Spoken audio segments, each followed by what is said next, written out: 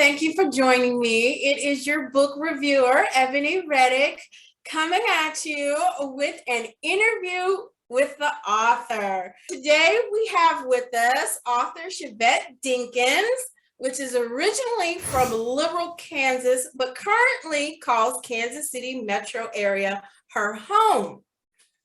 Miss Dinkens received a Bachelorette of Science in Criminal Justice, a minor in Human Services from Washburn University.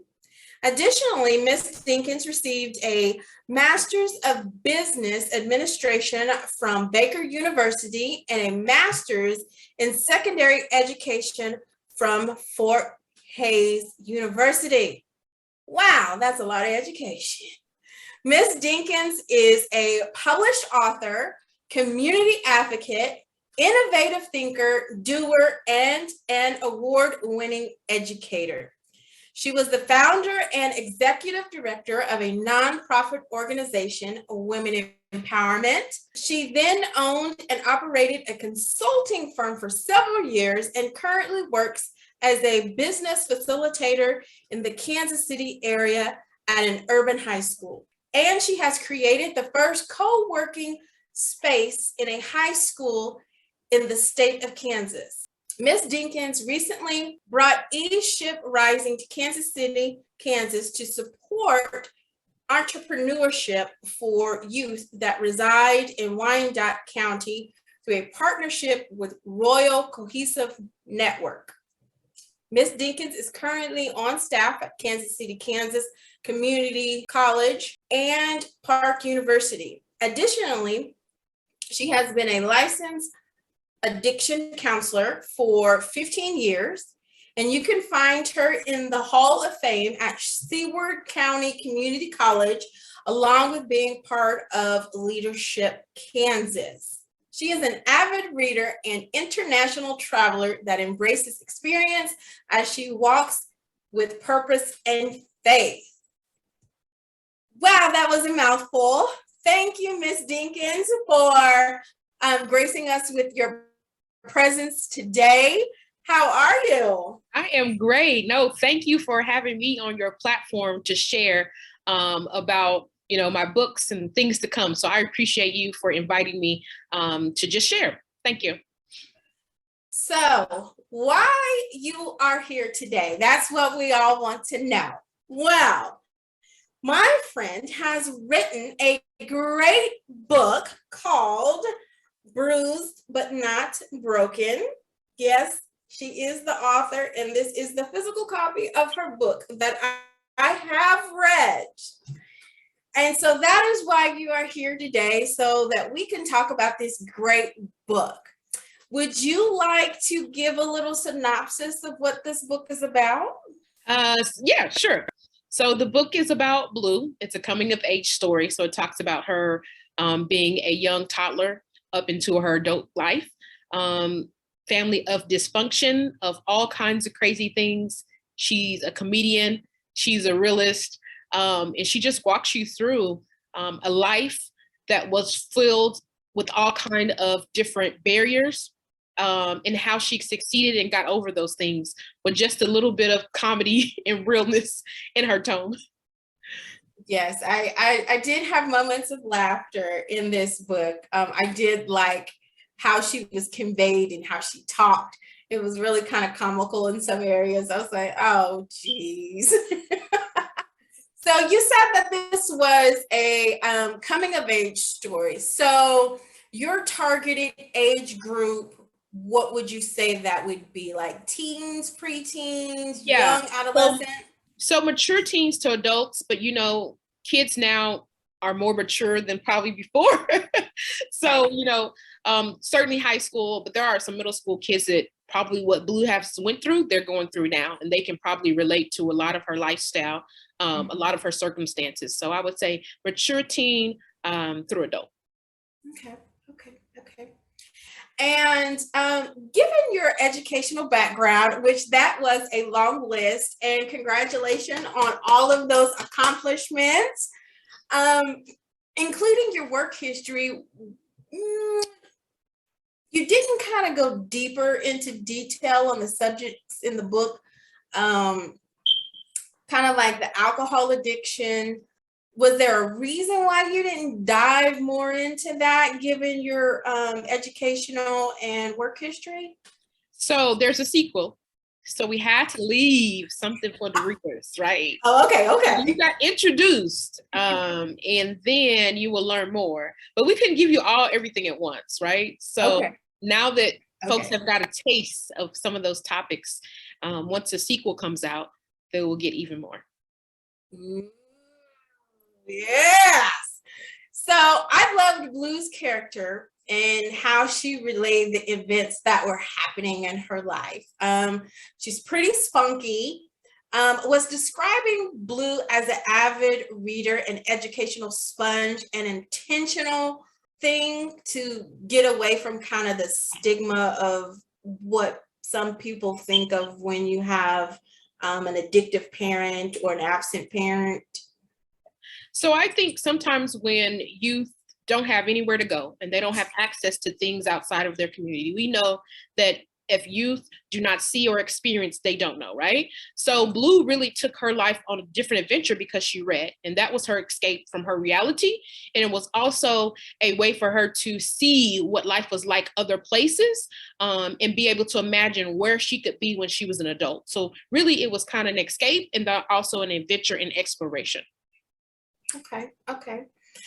And there were no discussion questions at the back of the book, as in some books have. This one did not. What would you like the reader to get from the book? Was there any kind of road that you hoped brought forth thought or critical thinking or maybe emotions or anything?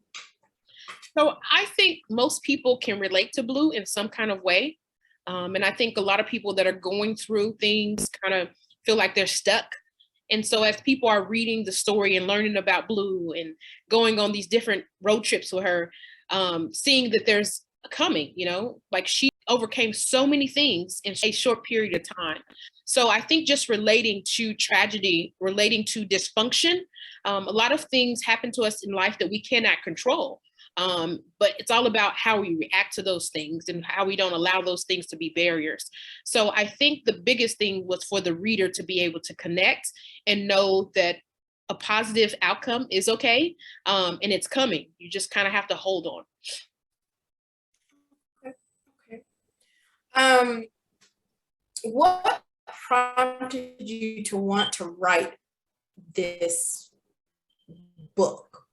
Was it just let me try my hand at it, or is it wanting to have something available for your young readers that of course they could relate to and learn something from, or did you have some other mixture of reasons?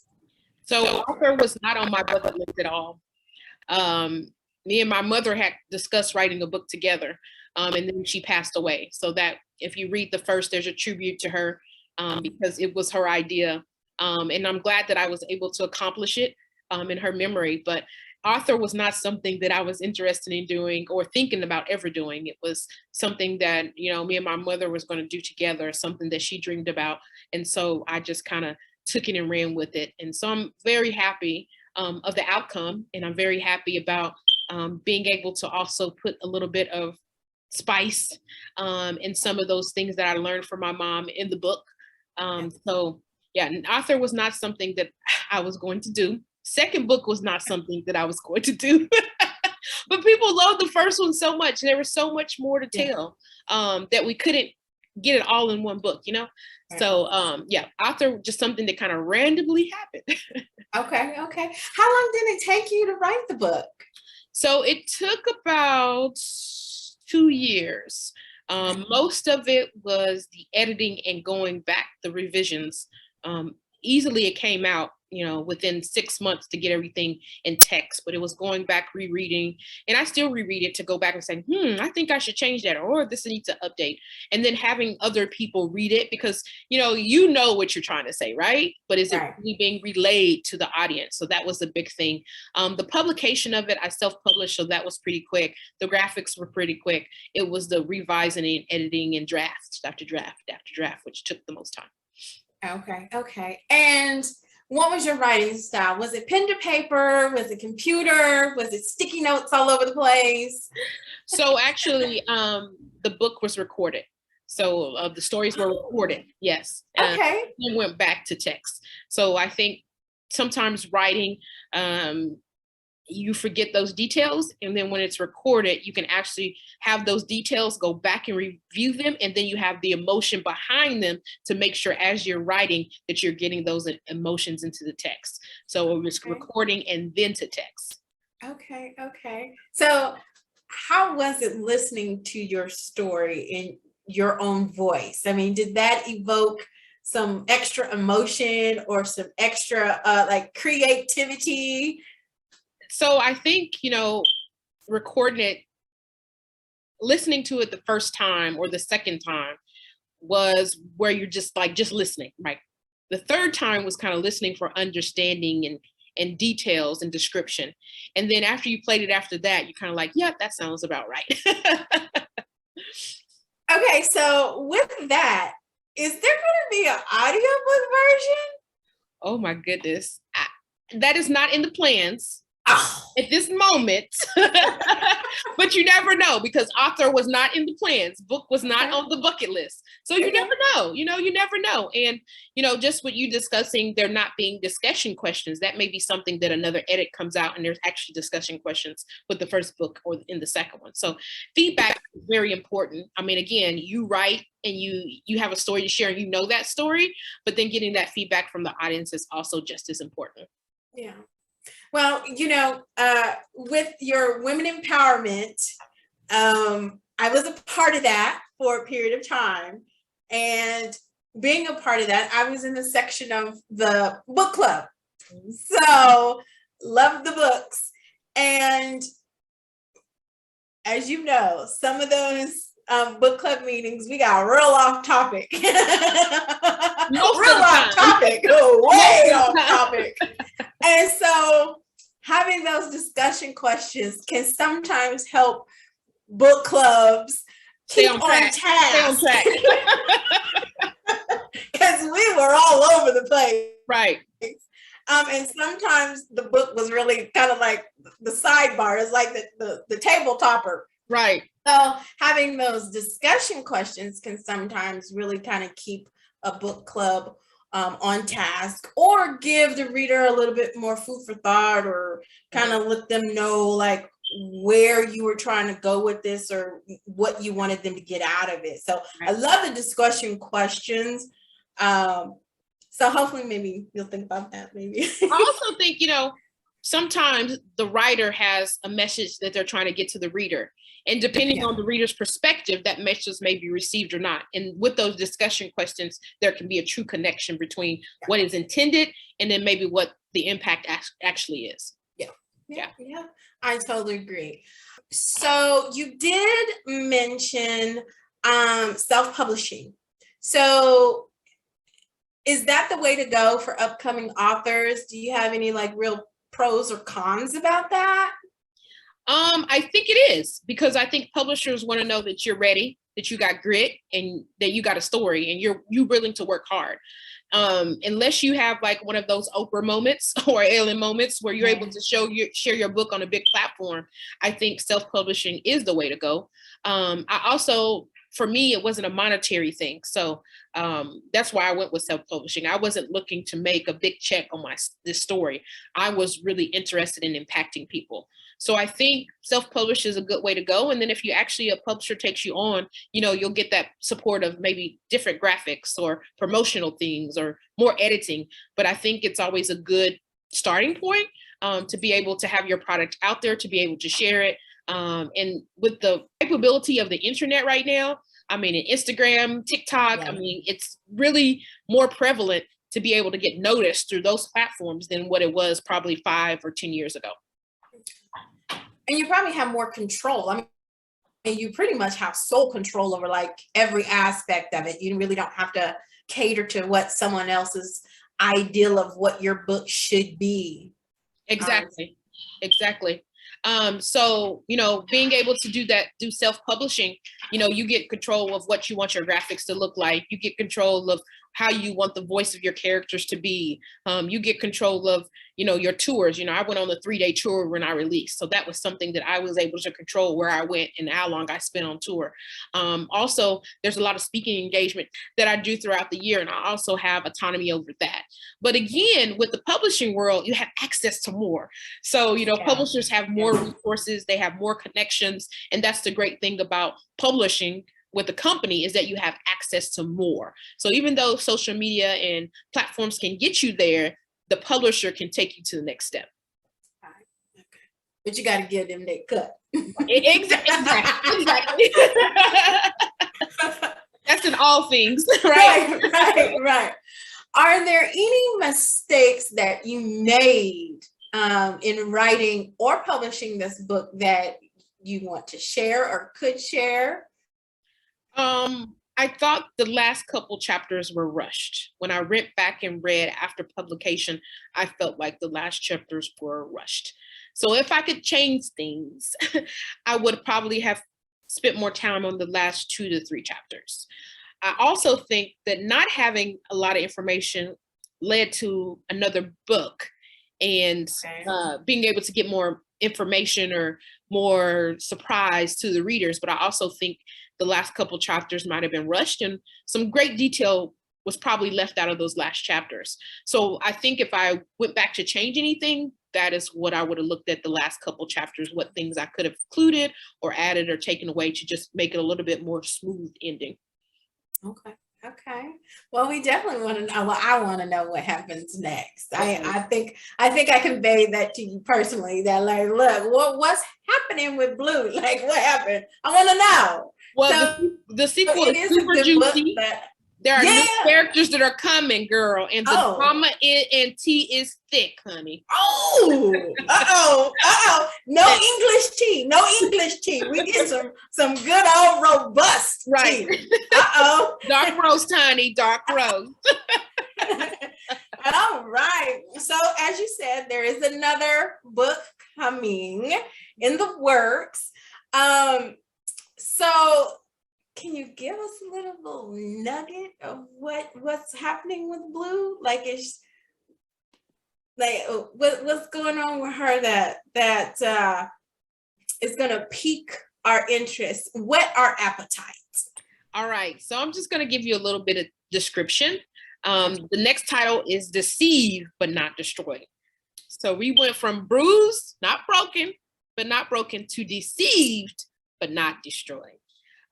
So I'm just gonna read a little bit. We get a little bit of a reading, huh? I'm going to just a bit. Give me 1 second. And while you're looking that up, are you gonna do another book tour?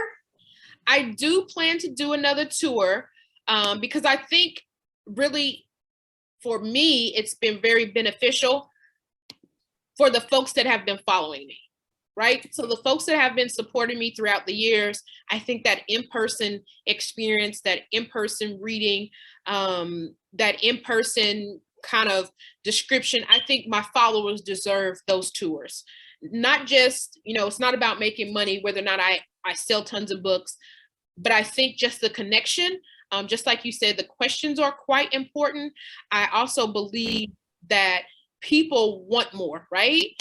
So whenever I go to the readings, I'm able to connect with the audience on a different level than I am previously. And I also believe that being able to share in person is a lot stronger than maybe a Zoom or maybe someone following up via email. And plus, we want those autographed books, okay? I'm on an autographed book collection hunt, okay? I like the autographed books. It makes me feel like I know that person. Right. Like I've had an interaction and a connection with that person. It's just not the book on the shelf. I got you to write your name in it. We've got a connection now. Right. I'm invested because now I got this book. So I'm invested. Yeah. So where do you think you might go for this book tour? And will you be having both books? Yes. So I will do the same cities that have supported me. I will be right back there. So we'll have my hometown. We'll have Topeka. We'll have Wichita, and then we're going to add Kansas City because that's my new home. So I'm going to go back where the people support me. I think that's genuine. I want to make sure that I'm connecting with those followers. I want to make sure I'm also supporting those followers also. So it probably, instead of a 3-city tour, it'd probably be 4. And hopefully, maybe this year I'll be finished. I hope so. Okay. Now, are you going to add any locations?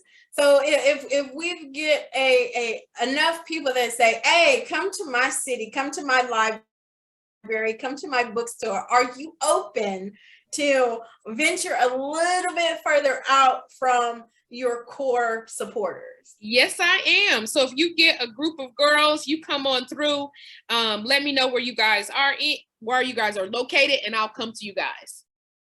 Oh, wow. Yeah. You heard it here first. Get the ladies together, wine and dine with a book. Okay. Yes. So, so we get a group of ladies together. You guys are interested. We can do whatever, whenever you guys are ready. Just connect with me and I'll connect with you guys. It doesn't have to be in the metro. It could be outside the metro. It could be Texas. It could be California. Wherever my followers are, I want to be.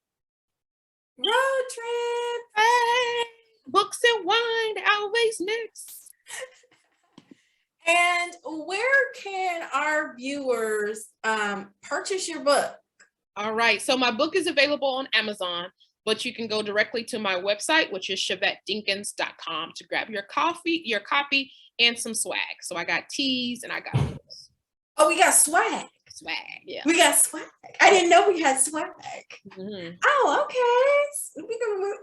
I'm gonna have to go check that out and get me some swag. I love me a good t-shirt. Yeah. Okay, so give me a second. I have it up. Okay, so you remember at the ending of the book, Tamla passed away, right? So you guys are coming to the new book and Blue is at the funeral, right? And she acting a mess, right? Because she's a hot mess. So we're gonna give you a little bit of preview. I didn't say she was a hot mess. You said she was a hot mess.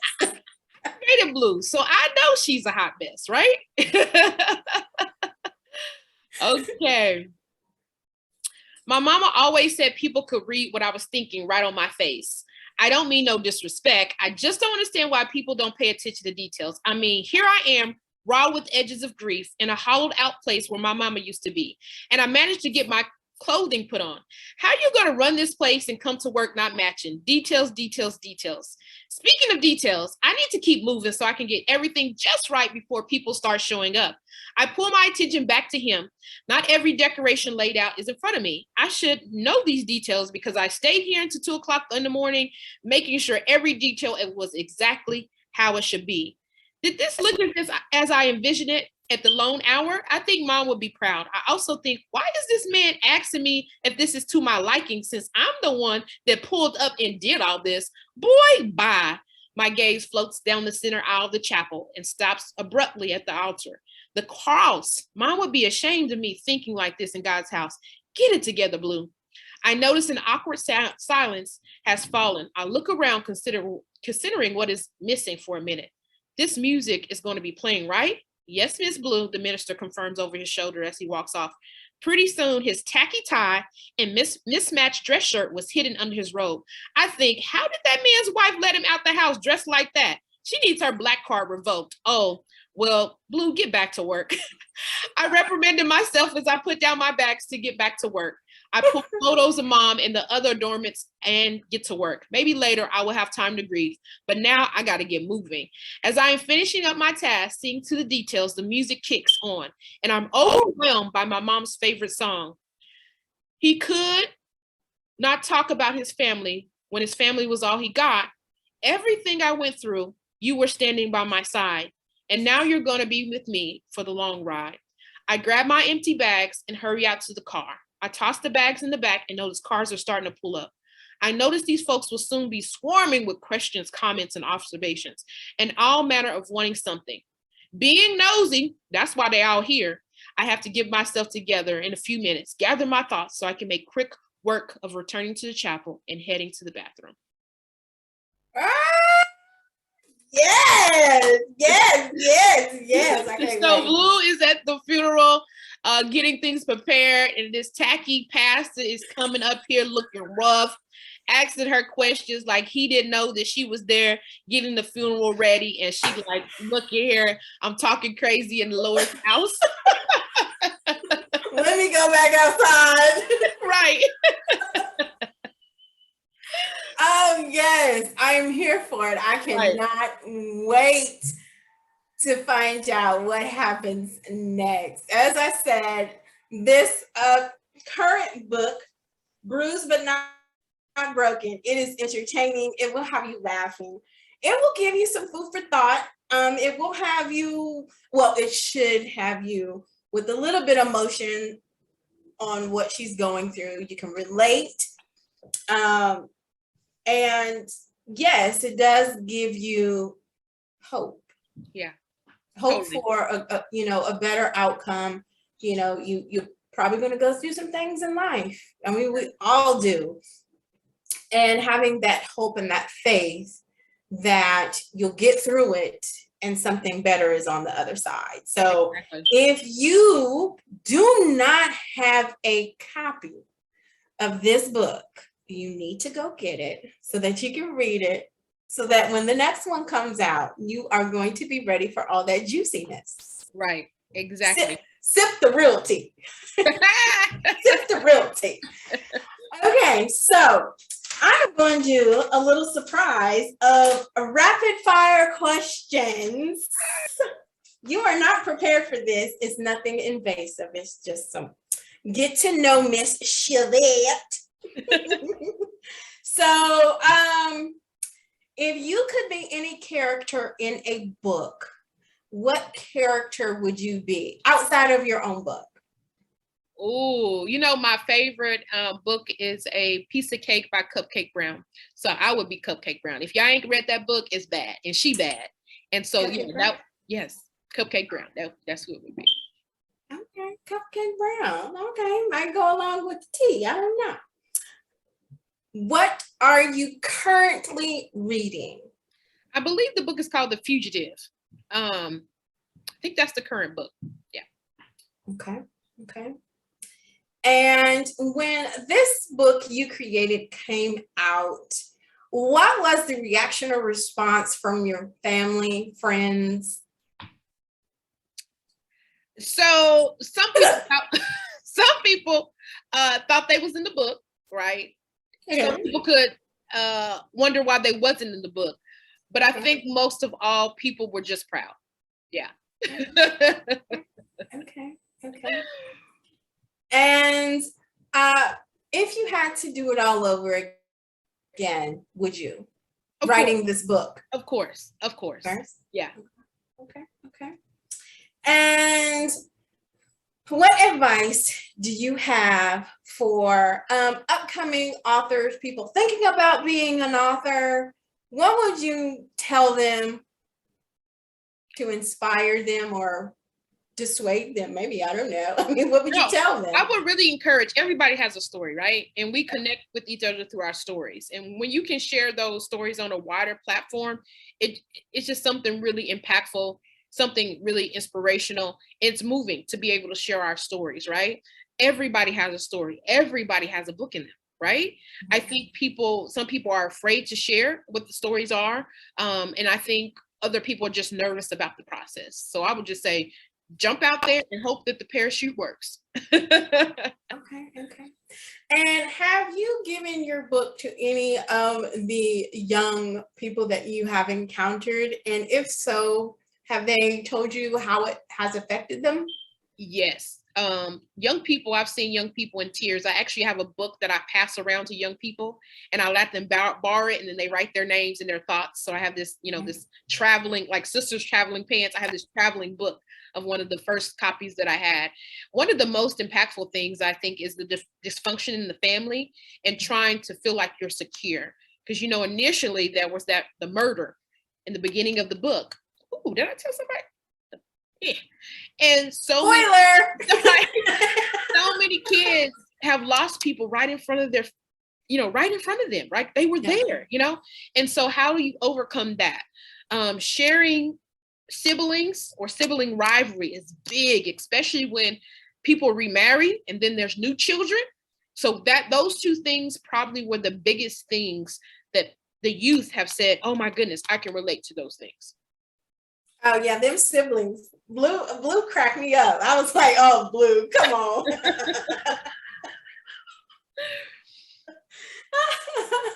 Well, I thank you so much for taking the time out to do this interview. I appreciate you so much for your effort in putting this book together. And then another one coming at that. It is commendable. And are there any parting thoughts that you would like our audience to have? And would you restate where they can cop your book? For the audience, I would just say thank you for following and supporting me. So number one, and again, you can grab the book on Amazon, or you can go to my website, www.sheyvetteDinkens.com. Okay, you have heard it here first. There is another book coming that is dishing up all the tea about Miss Blue and what she has been up to. So until next time, keep turning the pages, my book lover.